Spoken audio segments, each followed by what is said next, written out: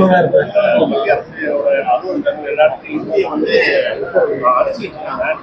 இந்தியை வந்து இப்படி அழிப்பதனால இந்தியை வந்து திருப்பி வந்து தடுக்க முடியும்னு நினைக்கிறீங்களா? இதே மாதிரி செயல் வந்து வேறு மாவட்டங்கள் தமிழ் மொழி அழிச்சாத மாநிலங்கள் அழிச்சா அது ஒரு பிரச்சனையா உருவாகும். குறிப்பா காங்கிரஸ்காரங்களே எதிர்ப்பு தெரிவிக்கிறாங்க. வியட்நாமில் நடைபெற்ற உலகத் தமிழர் மாநாட்டில் பங்கேற்பதற்காக 3 நாள் பயணமாக சென்று இன்றைக்கு தமிழ்நாடு திரும்பியிருக்கிறேன். பன்னாட்டு தமிழர் நடுவம் மற்றும் வியட்நாம் தமிழ்ச்சங்கம் ஒருங்கிணைத்த அந்த மாநாட்டில் 50க்கும் மேற்பட்ட நாடுகளில் இருந்து நூற்றுக்கணக்கானவர்கள் அந்த மாநாட்டிலே பங்கேற்று உரையாற்றினார்கள். அதில் நானும் பங்கேற்று உரையாற்றக்கூடிய வாய்ப்பை பெற்றேன். வியட்நாம் பகுதியில் 1000 ஆண்டுகளுக்கு முன்னால் தமிழர்கள் எவ்வாறு ஆட்சி செய்தார்கள் என்பது குறித்த விவரங்களை அதில் பங்கேற்ற தமிழறிஞர்கள் எடுத்துரைத்தார்கள். அந்த பகுதி மைஷன் என்கிற பகுதிக்கு சென்று அங்கே சேதப்படுத்தப்பட்டிருக்கிற சிவன் கோயில் ஆகியவற்றையெல்லாம் நாங்கள் பார்வையிட நேர்ந்தது. அந்த வாய்ப்பு கிடைத்தது. இந்த பயணம் மிகுந்த மகிழ்ச்சி அளிப்பதாகவும் நமது வரலாற்று தளங்களை அறிந்து கொள்வதற்கான வாய்ப்பை வழங்கியதாகவும் அமைந்திருந்தது. ஒரு வெற்றிகரமான பயணம் சென்றதில் மகிழ்ச்சி அடைகிறேன். இந்தி திணிப்பு என்பது ஒரு திட்டமிட்ட அரசியல் நடவடிக்கை. இந்தியாவை ஒரே நாடு ஒரே மொழி என்கிற அடிப்படையில் மாற்ற வேண்டும் என்ற முயற்சி நீண்ட காலமாக நடைபெற்று வருகிறது. இந்தி ஒரு சில மாநிலங்களில்தான் வடக்கே பேசப்படுகிறது. இந்தியாவில் உள்ள அனைத்து மாநிலங்களிலும் இந்தி தேசிய மொழியாக, ஆட்சி மொழியாக, அலுவல் மொழியாக மாற வேண்டும் என்பது இந்தி பேசக்கூடியவர்களின் விருப்பமாகவும் செயல் திட்டமாகவும் இருக்கிறது. இந்தியும் ஒரு பிராந்திய மொழிதான். தமிழ், தெலுங்கு போன்ற மொழிகளை பிராந்திய மொழி என்று அவர்கள் சொல்லுகிறார்கள். இந்தி ஒரு பிராந்திய மொழி என்பதை மறந்துவிட்டு பேசுகிறார்கள். அந்த மொழியை பிற மொழி பேசக்கூடிய மக்கள் மீது திணிப்பது அரசமைப்பு சட்டத்திற்கும் எதிரானது, ஜனநாயகத்திற்கும் எதிரானது.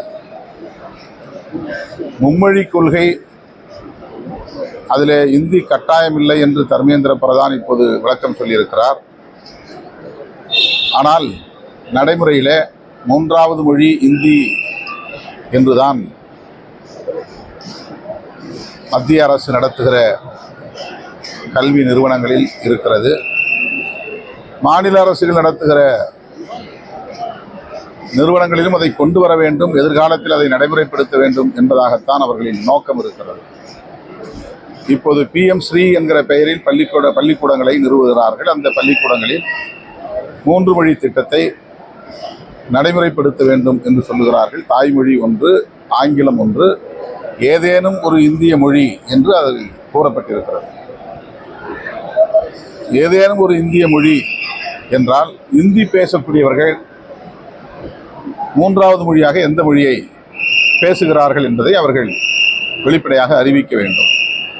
இந்தியை தாய்மொழியாக கொண்டவர்கள் 2 மொழியைத்தான் கற்கிறார்கள், பேசுகிறார்கள், இந்தி மற்றும் ஆங்கிலம். ஆனால் பிற மொழியை பேசக்கூடியவர்கள் தாய்மொழி, ஆங்கிலம் ஆகியவற்றோடு இந்தியையும் கட்டாயம் கற்க வேண்டும் என்கிற ஒரு முயற்சியை அவர்கள் தொடர்ந்து செய்து வருகிறார்கள். குறிப்பாக பாஜக அரசு ஒரே தேசம் ஒரே கலாச்சாரம் என்பதைப் போல ஒரே தேசம் ஒரே மொழி என்கிற நிலையை உருவாக்க பார்க்கிறார்கள். ஏதேனும் ஒரு இந்திய மொழியை அல்ல, ஏதேனும் அயல் மொழிகளை கூட, அயல்நாட்டு மொழிகளை கூட படிக்க அதிலே திறமைகளை வளர்த்துக்கொள்ள, மொழி திறன்களை வளர்த்துக்கொள்ள அனைவருக்கும் உரிமை இருக்கிறது. தமிழ்நாட்டிலே பிரெஞ்சு மொழியை கூட கற்றுக்கொள்கிறார்கள். அது தனிநபர்களின் விருப்பம். ஆனால் இது தேசிய கல்விக் கொள்கையிலே ஒரு கொள்கை நிலைப்பாடாக வைத்து இந்தி அல்லாத பிறமொழி பேசக்கூடிய மக்களின் மீது திணித்து சில 10 ஆண்டுகளுக்கு பிறகு தமிழ்நாடு உள்ளிட்ட இந்தி அல்லாத பிறமொழி பேசும் மக்களை இந்தி பேசக்கூடிய இந்தி வாழாக்களாக மாற்றுவதுதான் அவர்களின் நோக்கம். அதைத்தான் நாம் எதிர்க்கிறோம், கூடாது என்கிறோம். ஆனாலும் அவர்களின் பிடிவாதத்திலிருந்து கொஞ்சம் கூட தளரவில்லை, மாறவில்லை என்பது அதிர்ச்சி அளிக்கிறது. தமிழ்நாட்டை பொறுத்தவரையில் இந்தி திணிப்புக்கு ஒருபோதும் இடம் இருக்காது என்பதை மீண்டும் அழுத்தமாக சொல்ல கடமைப்பட்டிருக்கிறோம்.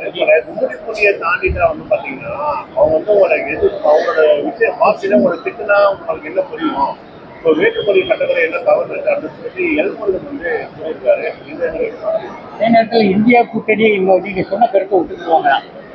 இந்திய கூட்டணியில் உள்ள தலைவர்கள், வட மாநில தலைவர்கள் அவர்களும் ஒத்துக்கொள்ள வேண்டும், அவர்களும் புரிந்து கொள்ள வேண்டும். இந்தியா கூட்டணியில் இருப்பதனாலேயே நாம் அவர்கள் கருத்துக்கு இணங்கி போக வேண்டும், மொழி கொள்கையிலே இணங்கி போக வேண்டும் என்று இல்லை. இந்தியா கூட்டணியில் இருந்து கொண்டேதான் இந்த கருத்தை திமுக உள்ளிட்ட கூட்டணி கட்சிகள் வலியுறுத்துகிறோம். அதில் இந்தியா கூட்டணியில் இருக்கிற காங்கிரஸ் உள்ளிட்ட அனைவருக்குமானதுதான் அது. இது பாஜகவுக்கு மட்டுமல்ல. காங்கிரஸ் ஆட்சி காலத்திலேயே இந்தி திணிப்பு இங்கே நடந்திருக்கிறது, அப்போதும் எதிர்த்திருக்கிறோம். மீண்டும் காங்கிரஸ் இந்தியை திணித்தால் அப்போதும் எதிர்ப்போம். அந்த நிலைப்பாட்டில் எப்போதும் உறுதியாக இருப்போம். தமிழ்நாட்டில் மட்டுமல்ல, இந்தி அல்லாத பிறமொழி பேசக்கூடிய மக்கள் மீது அவர்களின் தாய்மொழியை ஏன் திணிக்க வேண்டும் என்பதுதான் எங்களுடைய கருத்து. அதுதான் இந்தியா முழுவதும் நிலை பெற வேண்டும் என்று நாங்கள் விரும்புகிறோம்.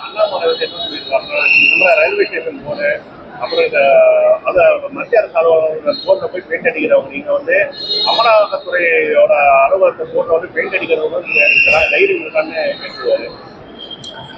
அண்ணாமலை பேசுவது ஒரு விதண்டாவாதம் பேசுகிறார்.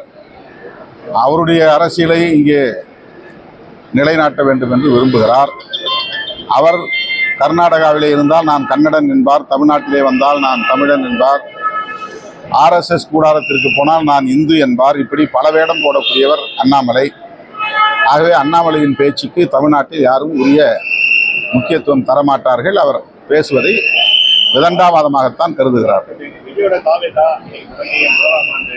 இது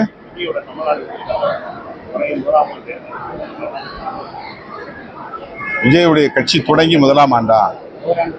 இல்லை, அவரு 2 வருஷம் முன்னாடியே கட்சி தொடங்கிட்டார்ல. கட்சி தொடங்கி 2 வருஷம் ஆச்சு நினைக்கிறேன்.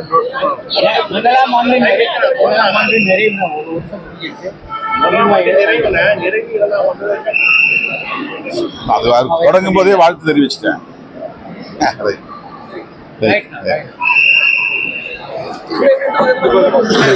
துல்லியமாக தினசரி நடப்பு நிகழ்வுகளையும் கல்வி, விளையாட்டு, அரசியல், வாழ்க்கை முறை, மருத்துவம், தொழில்துறை, சினிமா, பொழுதுபோக்கு போன்ற பல்வேறு நிகழ்ச்சிகளையும் உடனுக்குடன் காண கேப்டன் டிவி மற்றும் கேப்டன் நியூஸ் சமூக வலைத்தள பக்கங்களோடு இணைந்திருங்கள். உங்கள் வணிகத்தை கேப்டன் டிவி மற்றும் கேப்டன் நியூஸில் விளம்பரத்தின் மூலம் மேம்படுத்த விருப்பமா? உடனே கீழே கொடுக்கப்படும் எண்ணிற்கு தொடர்பு கொள்ளுங்கள்.